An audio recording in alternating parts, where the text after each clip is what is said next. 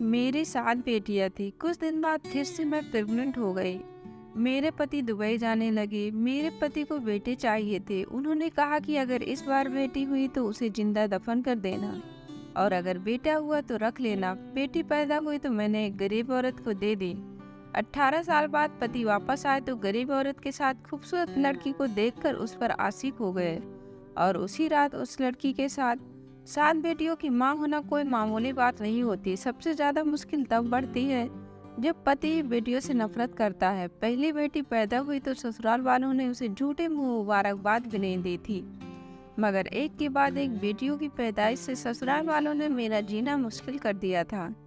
शायद जिस गांव में मैं रहती थी वहां पर एक औरत को तभी सम्मान दिया जाता था जब वह बेटियों के साथ बेटों को भी माँ बने। जब मेरे यहाँ छठी बेटी पैदा हुई तो पति ने उस बेटी को देखना भी गवारा ना किया। नंद और सास मुझे अस्पताल में अकेला छोड़कर वापस आ गई। जब तबीयत ठीक हुई तो मैं अपनी फूल सी बेटी को लेकर खुद ही घर की तरफ बढ़ी। जब मैं अस्पताल से बाहर निकली तो एक गरीब औरत बाहर बैठी थी। मुझे देखकर खुश हुई और बच्ची को मांगने लगी। मैंने बच्ची को दिया तो कहने लगी, परेशान मत हो, एक दिन तुम्हारा पति तुम्हें जरूर अपनाएगा। मैं थोड़ा सा मुस्कुराई। घर आते ही मुझ पर मुसीबत टूट पड़ी। पति ने मेरा स्वागत थप्पड़ मारकर किया था। सास ने मुझे मेरी बेटी को लेकर बिस्तर पर पटकने के अंदाज में रखा और कामों को मेरे हाथ में पकड़ा दी। मेरी देवरानी जो 3 बेटों की माँ थी, बात बात पर बेटों की माँ होने का रोब जमाया करती थी। मैं खामोशी से सब्र का घूंट पीती रही। जिंदगी गुजरने लगी। मेरे बच्चियों को बाप और दादी की प्यार कभी नहीं मिला। अक्सर मैं सोचा करती थी कि बेटियां भी तो भगवान की बनाई हुई हैं। सब कुछ भगवान के हाथ में होता है, जिसे चाहे बेटा दे, जिसे चाहे बेटी दे। फिर क्यों इसका कसूरवार एक औरत को ही ठहराया जाता है। धीरे धीरे समय बीतता गया और मैं एक बार फिर से प्रेग्नेंट हो गई। 6 बेटियों के बाद अब मेरी भी यही राय थी कि मुझे भगवान बेटा दे दे, ताकि इस बार मैं सास और पति के भरोसे पर खरी उतर सकूं। समय जैसे जैसे गुजर रहा था मेरा डर बढ़ते चला जा रहा था और मेरे पति दुबई में काम करते थे। इस बार तो उसने साफ साफ कह दिया था कि अगर इस बार भी तुमने बच्ची को जन्म दिया तो तुम्हें तलाक दे दूंगा। उनकी इस धमकी से मेरा शरीर कांपने लगा था। मैं पूरा दिन रोती रहती और भगवान से प्रार्थना करती रहती, पर शायद मेरी मुसीबतें अभी खत्म नहीं हुई थी। उस रात जब अस्पताल में मुझे होश आया तो नर्स मेरे सर के पास खड़ी थी। मुझे होश आता देखकर मुस्कुराते हुए बोली, मुबारक हो, आपने एक प्यारी सी बेटी को जन्म दिया है। उसके यह शब्दों से मैं सदमे में जा चुकी थी। मेरी आंखों में आंसू बह रहे थे। एक बार फिर मैं और मेरी बेटी एक खतरनाक पाप की सजा भुगतने वाले थे। मेरा दिल चाहा कि मेरी सांसें वहीं रुक जाए और मैं इस मुसीबत से बच जाऊं, मगर यह मुमकिन नहीं था। वह नन्ही सी गुड़िया रो रही थी। मैं उसे सीने से लगाकर रो रही थी। काश वह किसी और के यहाँ जन्म ले लेती होती। यहाँ बेटे की सूरत मेरी गोद में डाल दी जाती, लेकिन मैं भगवान की राय में राजी थी। यह 6 फूल मेरी जान से भी बढ़कर थी, मगर अब मैं पति और सास से तंग आ चुकी थी। अस्पताल के बाहर बैठी औरत मेरी हालत देखकर इस बार उसने बच्ची को नहीं मांगा था, बल्कि दुआ देते हुए बोली, भगवान से कभी उम्मीद मत छोड़ना, बहुत जल्द तुम्हारे दिन फिर आएंगे। मैं दिल ही दिल में दर्द की सांस खींचती हुई सर को हिलाई। रात के 10:30 बज चुके थे जब मैं रिक्शे में बैठकर अकेली घर तक पहुंची थी। मेरा शरीर कांप रहा था। मैं हिम्मत करके दरवाजे पर आई। एक बार 2 बार, यहाँ तक कि 1 घंटा गुजर चुका था, मगर किसी ने आकर दरवाजा नहीं खोला। अंदर से मेरी बेटियों की रोने की आवाज़ आ रही थी। अंधेरा हो चुका था, मगर किसी ने भी दरवाज़ा नहीं खोला। मैं भी दरवाजे से टेक लगाए बैठी रो रही थी। आधी रात को मुझे दरवाज़ा खुलने की आवाज़ आई। मैं झट से उठकर खड़ी हो गई। दरवाज़ा मेरी बड़ी बेटी ने खोला था। मैं फौरन अंदर आई और उसे लिपट कर रोने लगी। मेरे न होने पर उन चारों ने न जाने कौन कौन से जुल्म बर्दाश्त किए होंगे। मेरा पति बेखबर सो रहा था। मैं भी खामोशी से अपनी छठी बेटी के साथ कमरे में जाकर सो गई। कमजोरी और थकान से मैं जल्दी ही गहरी नींद में सो गई। मेरी आँख तब खुली जब मेरे पति रमेश ने मुझे मेरे बालों से पकड़कर उठाया था। मैं पहली बार उसका गुस्सा देखी थी। मुझे डर लगने लगा था। ऐसा लगता है जैसे मुझे जान से ही मार देगा। रमेश मुझे घसीटता हुआ कमरे से बाहर लेकर आया। मेरी बेटियां यहाँ देखकर रोने लगी, जबकि सास उसे डांट कर चुप करवाने लगी। मेरा पति बोला, किसके कहने से तू इस घर में दाखिल हुई है? मेरे घर के दरवाजे अब तुम्हारे लिए बंद हो चुके हैं। अपनी बेटियों को लो और मेरे घर से निकल जाओ। सास भी मेरी बेटियों को धक्के देकर घर से निकालने लगी। मैं हाथ जोड़कर उनके कदमों पे गिर गई।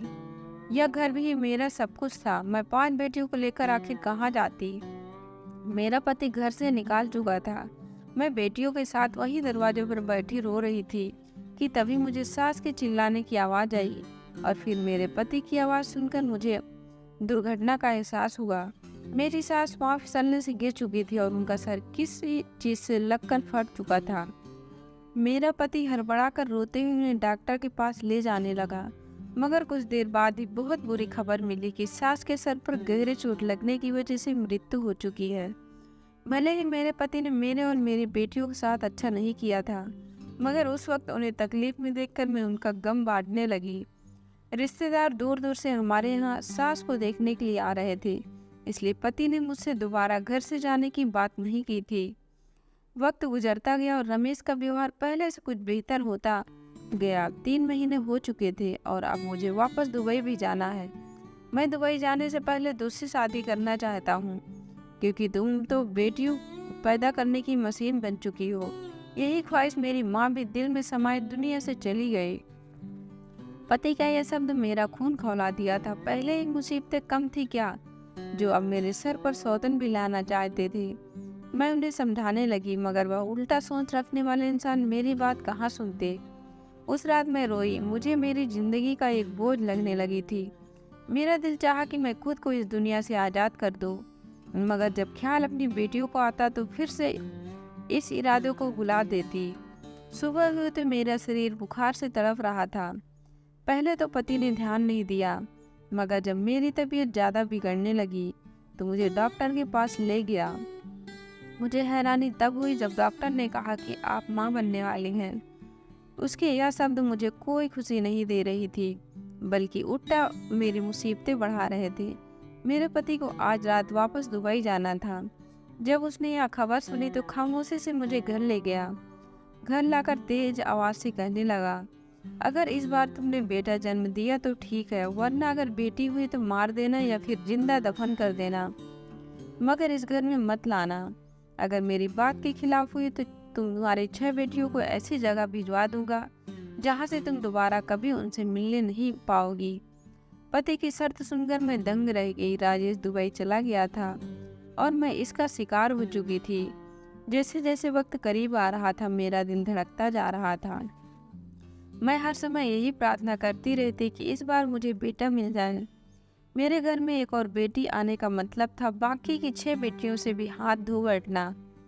मैं नन्ही सी जान को किसी भी तरह मौत के घाट नहीं उतार सकती थी। समय पूरा हुआ और मैं भगवान से प्रार्थना करती अस्पताल में चली आई। मुझे इस बार बेटा ही चाहिए था, मगर शायद भगवान को कुछ और ही मंजूर था। एक बार फिर मैंने बेटी को जन्म दिया था। पति का बार बार आता फोन में काट दे रही थी। उसे क्या बताती कि आप 7वीं बेटी के बाप बन चुके हो। मेरे लिए बिल्कुल भी आसान नहीं था, मगर अब मैं दिल पर पत्थर रखकर फैसला कर चुकी थी। मैं इस बेटी को अपने साथ नहीं लेकर जाऊंगी। मैं इस मासूम बच्ची को मारने का सोच भी नहीं सकती थी और ना ही उसे जिंदा दफन कर सकती थी। मुझे कोई बीच का रास्ता निकालना था और यह काम शायद मेरे लिए दुनिया का सबसे मुश्किल काम था। मैं अस्पताल से बाहर निकली, सामने वही गरीब औरत बैठी थी। ना जाने उस वक्त मैंने दिमाग में क्या सोचा। मैंने उस गरीब औरत को अपने साथ ले लिया और अस्पताल से हटकर दूसरी जगह पर चली आई। वह औरत हैरान थी, मगर जो बात मैंने उससे कहा उसे सुनकर वह एकटक मुझे देखने लगी। कुछ देर खामोश रहने के बाद उसने हाँ में सर हिलाया और मेरी बेटी को मेरी गोद से उठा लिया। मेरा दिल उस वक्त टुकड़ों में बट गया था। एक माँ के लिए अपने बच्चों को खुद से जुदा करना बिल्कुल आसान नहीं होता। मैं दिल पर पत्थर रखकर घर की तरफ वापस आ गई। घर पहुँचते ही रमेश का फोन आया। शायद वह मेरे जवाब का इंतजार कर रहा था। मैं डरते हुए उसे बताया कि मैंने एक बेटी को जन्म दिया है। रमेश उसके जवाब में कुछ ना बोला और कुछ देर बाद वह कॉल काट दिया था। वक्त गुजरता गया और रमेश को गए 3 साल बीत गए। इस दौरान वह एक भी बार वापस श्रीनगर नहीं आए थे और ना ही मुझसे कभी बात करने की कोशिश की थी। हर महीने पैसे ज़रूर भिजवा दिया करते थे, जिससे मेरा और मेरे बच्चों को गुजारा हो जाया करता था। मुझे दोबारा वह गरीब औरत कहीं नज़र ना आई थी और मेरी 6 बेटियां मेरे पास मौजूद थी, मगर मुझे रह रहकर उस बच्ची की याद सताती रहती थी, जिसे मैंने 3 साल पहले एक गरीब औरत को दे दिया था। अब तो लोग तरह तरह की बातें करने लगे थे। कुछ का कहना था कि रमेश दुबई में किसी दूसरी लड़की से शादी कर ली। मेरे सभी रिश्तेदार बातें बना रहे थे कि रमेश दूसरी शादी से बेटा पैदा हुआ है। इन लोगों की बातों ने मुझे परेशान कर दिया था। मैं जब भी पति को कॉल करती वह मेरा फोन नहीं उठाते थे। अब तो उन्होंने पैसे भेजना बंद कर दिया था। भीख मांगने की नौबत आ चुकी थी। जब घर में पूरे खाने पीने की चीज खत्म हो गई थी तो मैंने खुद काम करने का फैसला किया। जहाँ भी काम करने जाती तो लोग मेरा मजाक उड़ाते कि पति दुबई लाखों कमा रहा है और पत्नी घरों में नौकरी ढूंढ रही है। पति का इंतजार करते करते 18 साल बीत गए। मैंने अपनी 3 बेटियों की शादी कर दी थी। 18 साल में मैंने झाड़ू पोछा करके अपनी बच्चों को पाल पोस कर बड़ा किया था। जब पति ने इस दौरान एक भी पलट कर नहीं देखा था। सोमवार का दिन था जब मैं भगवान की पूजा कर रही थी। अचानक दरवाजे पर दस्तक हुई। जब मैंने दरवाजा खोला तो एक पल के लिए मैं सदमे में चली गई थी। मेरा पति रमेश 18 साल बाद मेरे सामने खड़ा था। मुझे देखकर हल्का सा मुस्कुराया और अंदर आ गया। उसने घर आते ही मुझसे बिना कुछ बात किए सिर्फ इतना कहा, अब हमेशा हमेशा के लिए घर वापस आ चुका हूँ और अब सारा कारोबार यही करेगा। मुझे तो हैरत तब हुई जब उसने कहा कि वह पिछले महीने से कश्मीर में आया हुआ था। मैं खामोशी से उसकी बातें सुन रही थी। वो अपने बैग से कपड़े निकाल कर फ्रेश होने चला गया था। 18 सालों में मुझे राजेश की बिना जीने की आदत हो चुकी थी, मगर तकलीफ तो तब हुई जब उसने आकर एक बार भी अपनी बेटियों के बारे में ना पूछा और ना ही मुझसे यह पूछा कि 18 सालों में मैंने कैसे अपना और उनका पेट भरा। शायद यह भी मुझे ही सब्र करना था। राजेश बाहर निकला और कुछ ऐसे शब्द बोला, उसे सुनकर मेरी सांस रुक गई। वह कहने लगा कि मैं एक लड़की को पसंद कर चुका हूँ। उसका नाम पूजा है।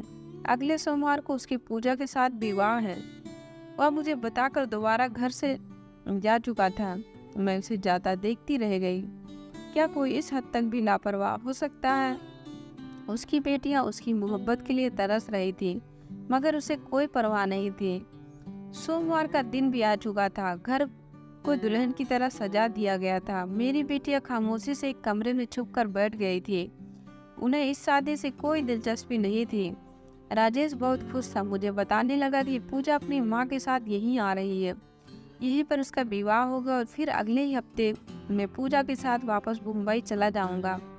मेरा सब्र का घूंट खत्म हो चुका था, लेकिन मेरा चुप ही रहना मेरा बेहतरीन जवाब था। मैं खामोशी से इस महफिल से दूर जाकर अपनी हमेशा के कामों में लग गई। मैं बहुत मुश्किल से अपने आंसू रोक रही थी। दोनों माँ बेटी हमारे घर में आ चुकी थी। विवाह शुरू होने में कुछ ही देर बाकी था जब राजेश ने मुझे ठंडा पानी लाने को कहा।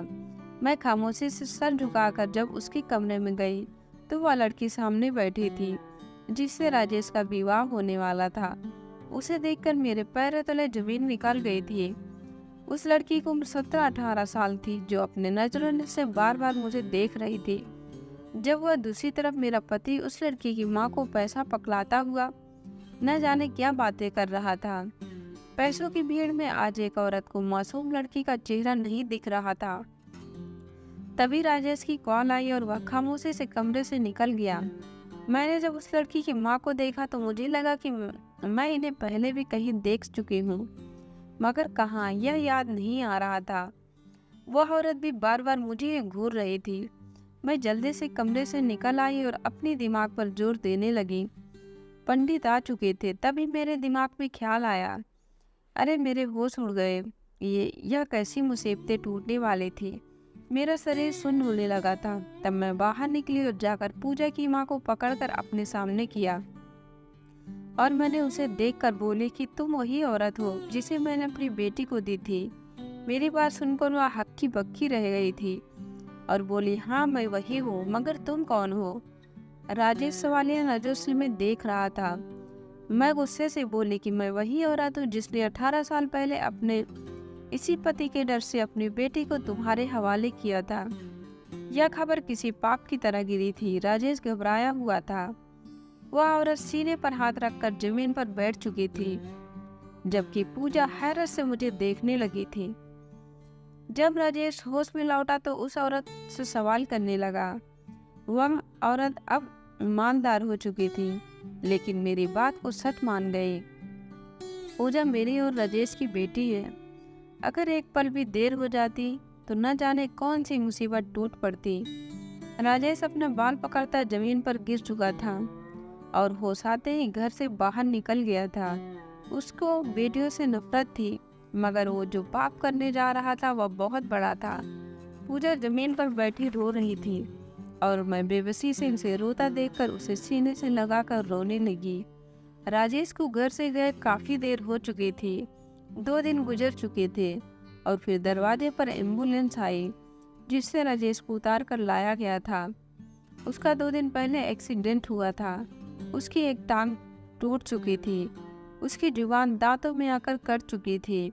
वह अब बोल नहीं सकता था। जैसा भी था, मेरी बच्चियों का बाप था।